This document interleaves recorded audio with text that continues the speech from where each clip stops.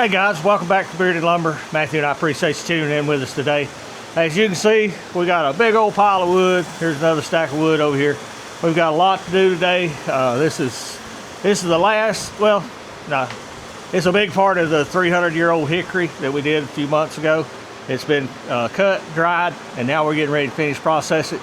Come right back, we'll talk about what's special we're gonna do with this.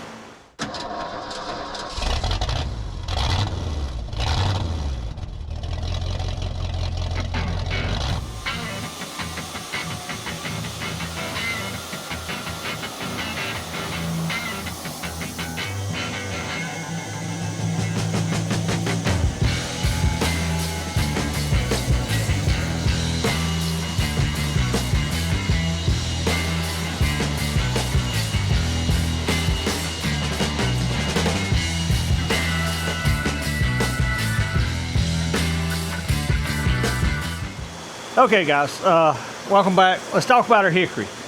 This is a very important log, very important tree to our customer. Unfortunately, it fell down during Hurricane Helene, and they had their landscaping contractor clean it up, bring it to us, and over a period of a month or so, talking with them, decided what they wanted to do. We finally got it sawed, finally got it dried. Now we're going to turn it into something pretty.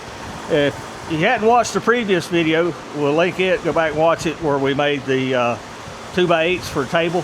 Gorgeous stuff. Now this guy's doing a man cave.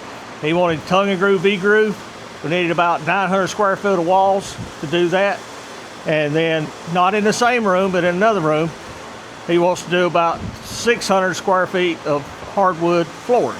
So we're gonna go through this, S4S it all one time, and clean it up just enough where Matthew can pick through and put the number ones in one pile, number twos and threes in another. But we want the primo to be for hickory flooring. We'll probably S4S it around 950 thick and about 5.5 wide. Just leave us a little bit to, or 6.5 wide. We cut it at 7 inches, and it's drawn up to what, 6 5/8, something like that. Yeah, 6.5. So we'll try to S4S them right at 6.5, because I need just a little less than 6 3/8 to make a finished 6-inch face, including the tongue. So that's the goal. But the first pass will just be a cleaning pass to get them all to the exact thickness, and like I say, give Matthew a little bit to look at to see if it'll make a number 1 or 2. Square board footage. There's 2,000 board feet here. Now, you got to remember this when you saw it. Are you finishing it at square feet or board feet, or are you finishing at square feet? Well, on this job, we're finishing at square footage. So I got to take this 2,000 feet and figure out how much square foot I'm going to yield. Because we need about 900 feet for the walls, and a little less than 600 for the floor. It don't leave us a whole lot of margin there. It's about 100 feet difference, one way or the other. So we need every board to be usable if possible, okay? On tongue and groove, V-groove, that won't be a problem. You know, a little defect won't matter, but for the flooring part, we want them to be as good as possible. Little defects, you know, they can feel in the finishing process, but no big defects.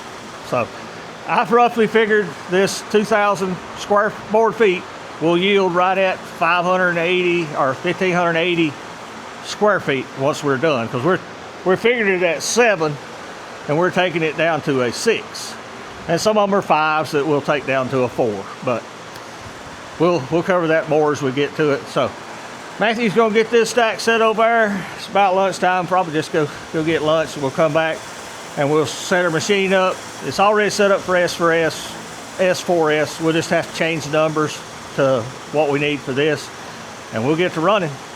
Hang on, we'll be right back.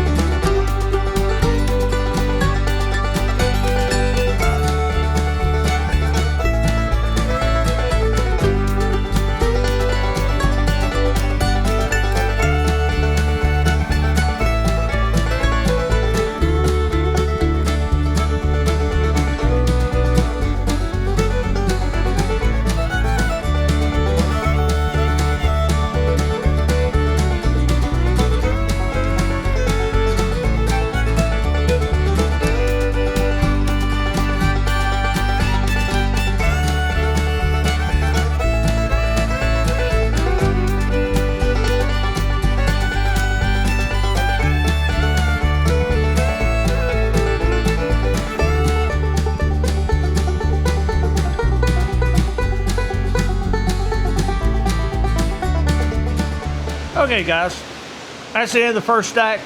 You seen Matthew doing some sorting and looking. This stack over here is ones that have the potential to be a hardwood flooring. This stack over here is definitely going to be wallboard. Now all these may not be flooring because we only need a certain amount, but we're going ahead and picking out the best ones, so when we get ready to run flooring, we can pick out the best of the best. Good straight grain, cleared pretty good on both sides. That'd make a beautiful floorboard. So, like I say, that's the end of the first bundle. We got 3 more to go. Let's get them over here and try to get through it. It's just hot.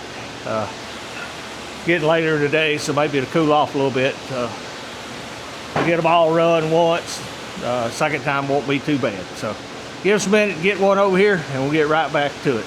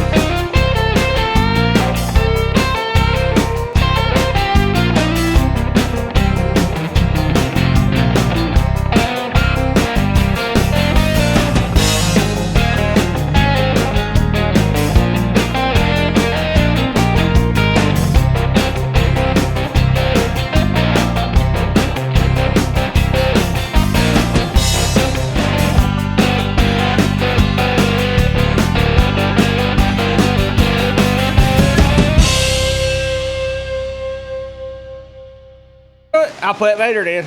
Oh yeah, you can do it if Vader shows up. Hey guys, welcome back. Next day for Matthew and I. We finished up all the S4S on our Hickory yesterday. That's a challenge. There's a lot of them. Switched over, got the machine set up to run tongue and groove, V-groove. This Hickory's a challenge. It's hard. But I think we're happy. So we're gonna run the majority of this pile here in tongue and groove hardwood flooring, and then we're gonna switch over and run the balance in tongue and groove V-groove. We're ready to be done with it. I think the last thing we need to do is we're gonna switch the knives on that front cutter. They're a little dull. The insert carbide, we'll just flip them over. Do that, I believe we're ready to run. So let's get that done. We're gonna make some noise.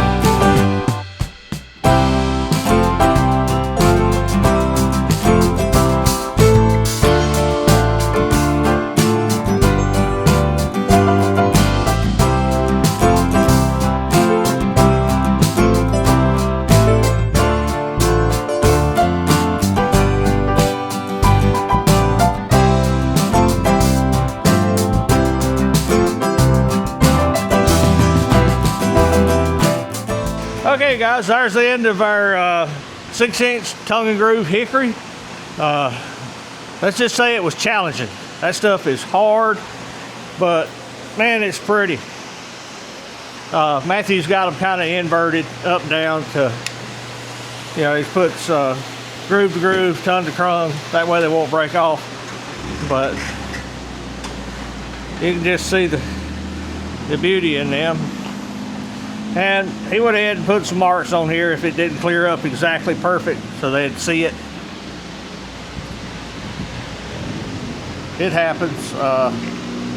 Not hiding it, showing them up, you know, up front. So, whew, I'm happy with it. I had to figure the square footage. It's 400 to 500 square feet, but that's all we could do because we needed 900 square feet left for tongue groove, V-groove, and that's about what we got, maybe just a hair more. So that's all we could do. That's all they're gonna get. If he needs more, we'll cut and dry him some more. Because that's, you know, the walls were the most important part. He's doing the man cave, and this was gonna be something secondary. If there's not enough, we can easily make a couple hundred more board feet for him. So now our winding performed flawlessly. Only change we made was this outfeed cutter here, which is your face cut. The blades were starting to get a little worn down. Probably been fine in pine, cedar, something like that.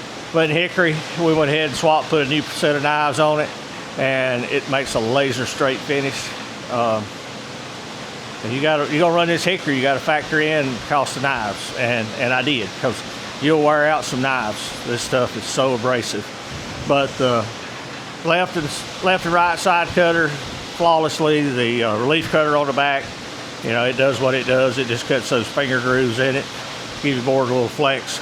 So that's going to do it for this section. We're going to switch the machine over to tongue and groove, V-groove, which will include removing the scallop cutter on top, putting a straight knife back in, and the inboard and outboard cutter will switch over to the V-groove knives. So we'll get that set up, try to film it, maybe. We'll see. Right now it's coffee 30, so we're going to take a break. We'll be back shortly.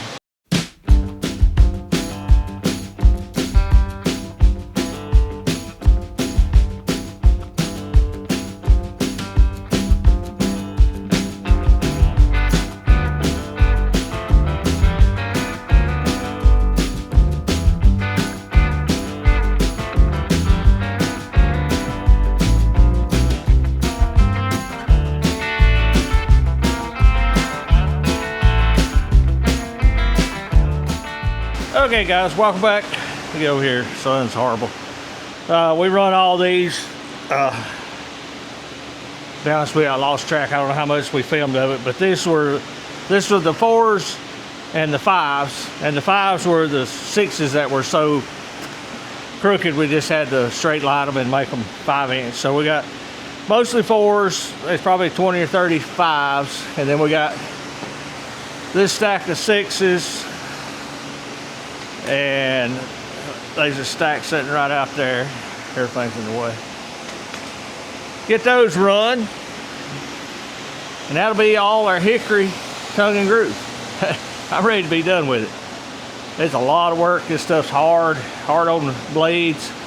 Now we had to slow down in it. The machine's still running 36 feet a minute. I can slow it down, but you know, we accommodated that by running it twice. First time to get everything down to the nominal thickness and width, and now we're just taking off just a little under 200 thousandths in height, and we're taking about 3/8 in width. A little bit on the groove side and quite a bit more on the tongue side. It takes more on the tongue side to make a tongue and your groove. So that's what we're doing. It's starting to get hot, so we're gonna try to get this finished before lunch. Nothing to do but just not a whole lot to teach here, guys. I'm sorry. I mean, it just takes hours to run this stuff. You just gotta sit here at the machine and feed it. That's the only way you get done with it. I mean, that's what it is. It just takes time in front of the machines, like sawing on the wood miser with the big old monsters. 4, 5, 10,000 board feet order. You just got to put hours in the seat and get it going. So that's what we're gonna do here. We're gonna run all these, hopefully start to finish, and then we'll wrap this up. So let's get back to it.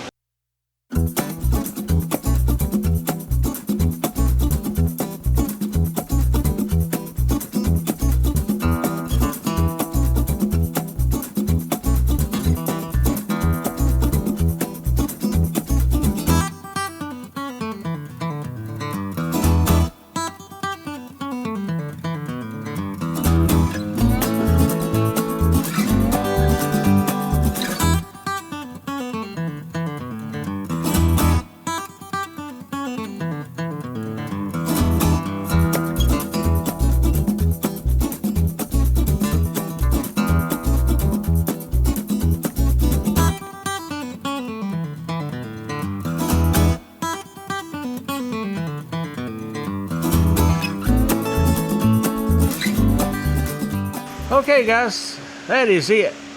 Matthew and I are ready to have a party. I've seen enough hickory for a little while, between the 2-inch slabs and then the tongue and groove flooring and then the tongue and groove V-groove. But we still got a little bit of hickory left. Some other couple things we got to do. We'll cover that in another video. But this, lessons learned. We cut this at 7 inches with the intention of getting a 6-inch board, and we barely made it because so many of these just took a little bow. I don't know, sometimes you dry wood dries straight. This wood didn't. It had a little natural bow to it. In retrospect, we probably should have cut it 7 1/4, 7 3/8, because it drew up a lot in the drying process and then it bent, and that just absolutely didn't leave us the amount of material we would like to have. But we worked our way through it. There'll be some of these that missed a little bit on the tongue. They'll still be usable. The finish I'm quite happy with. There's a little tear out on some of these. Can't be helped with hickory. It's just so hard. The tooling did great. We nicked one of the knives on the bottom cutter. Had to go in and fix that. That was unexpected, unwanted. Them little knives are 8 inches long, 2-sided carbide. They're quite expensive. So you got to figure that in when you're doing this kind of work. You're going to wear out some tooling, and these knots are just rock hard, and they will chip carbide. It's unfortunate, but it happens.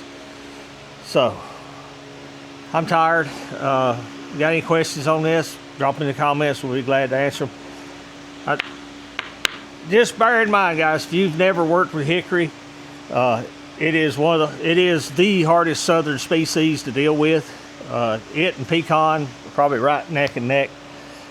It's hard on your equipment, hard on your tooling, and it's hard on your saw blades, and you got to add all that in, or you're going to get to the end of this project and say, well, I didn't make no money.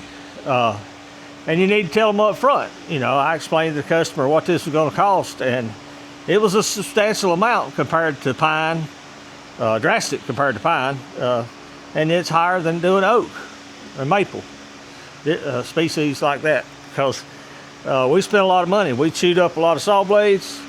We chewed up we took a lot of wear and tear on our carbide blades on this winding, and all that costs money, and this is what recoups that money. So you got to figure that in. Tip of the day, hope that helps. If you're unsure on the species, leave yourself an out when you deal with a customer. Just tell them up front, hey, you don't know how many blades it's going to use. You're anticipating 2 or 3, and if it uses 6, there's going to be an additional blade charge. It don't hurt to cover your rear end a little bit up front. I tell people all the time, it's a whole lot easier to get to the end of a project and made more money than you expected and give them a refund, versus get to the end of the project and you're breaking even or losing money and trying to ask for more. Don't ever ask for more. Just take it as a life lesson learned, and don't make the same mistake again. And it don't hurt to tell the customer, hey, I made an error on this. I didn't charge enough. If you ever bring any more, it's going to be substantially more to have this done. So things you learn. You can't know it all. I don't know it all. Been doing it many years, and I learn every day. But guys, we appreciate each and every one of you watching. We've got thousands of new subscribers over the last couple months. Appreciate everybody that takes the time out of a busy life to watch a video of Matthew and I working. I hope you find value in it. As always, big shout out to Matthew and Solomon doing the editing of these videos. I couldn't do it without them. I greatly appreciate it. If you get a chance, check out my son-in-law's channel, Solomon. His YouTube channel, Third Beard Fishing. If you're at all interested in southern Florida, fishing, wildlife, he'll have something there for you. Can't forget about Wood Mizer. They make this business possible. If you need something from them, give Joe Maine a call. His information will be in the description. Our winding machine performed flawlessly. Yeah, it's an old tool, but it was well built and it does the job. Yeah, it'd be nice to have a shiny new machine there, but you're looking at a six-figure investment. I'm not ready for that. This thing works, does what we need to do. I'm quite happy with it. We can get parts, we can get tooling, we can get everything we need, so we're going to continue to run it. Anything you want to add, Matthew? It's hot here. I hope you enjoy some cool weather. It's hot this week, and they're talking about it being near 100 next week. Whew. I ain't looking forward to August. As always, we appreciate you watching, guys. We'll see you back at the mill. Thank you for watching. Here's a video selection and a playlist suggestion. Click here to subscribe for more great content. We'll see you at the mill.